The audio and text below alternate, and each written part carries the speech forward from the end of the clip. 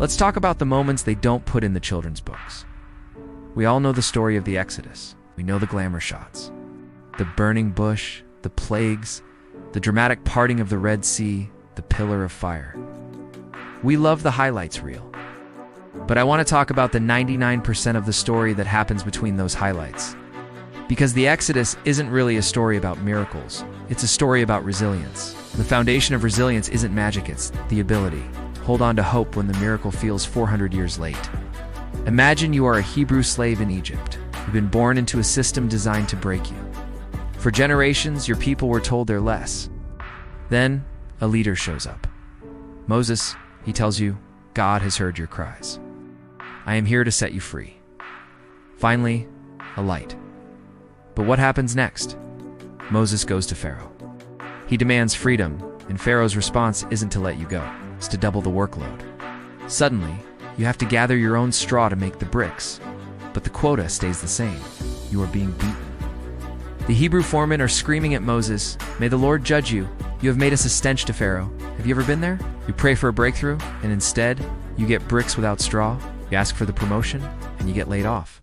In the Exodus story, the hardest part wasn't the 400 years of slavery. It was the period after the promise, but before the rescue came. That is the valley of hope in hard times. It's where hope feels cruel. It's where you start to say, maybe it was better before. So how did they survive that? They survived because Moses introduced a radical concept, the Passover. It wasn't just a ritual, it was a reset. They were told to eat a meal standing up, with their shoes on, ready to go. There's acting on the promise before evidence is visible. Resilience isn't about waiting for the situation to change to feel better. Resilience is deciding who you are while you're still in the bricks. The moment you stop defining yourself by your circumstance and start defining yourself by your destination, that is when the Exodus begins. They get to the Red Sea. The Egyptian army is charging behind them, mountains on either side. The people look at Moses and they're scared. Moses said, "Do not be afraid. Stand firm, and you will see the deliverance the Lord will bring you today. The Lord will fight for you." God says, "Why are you crying out to me? Tell the Israelites to move on." Sometimes, the miracle is the sea parting so you can walk. So they move the sea parts. They cross on dry ground. You'd think the hard times are over. But 3 days later, they run out of water. They find water at Murrah, but it's bitter. This is where resilience gets real. It's hard to have hope in the wilderness. And then, God shows them a piece of wood. They throw it in the water, and it becomes sweet. The solution is often in your hand. Resilience is about purifying what you already have. Maybe it's a skill you stopped using. Maybe it's a small discipline like waking up early. Next, the wilderness of sin. They're hungry. Start romanticizing their slavery.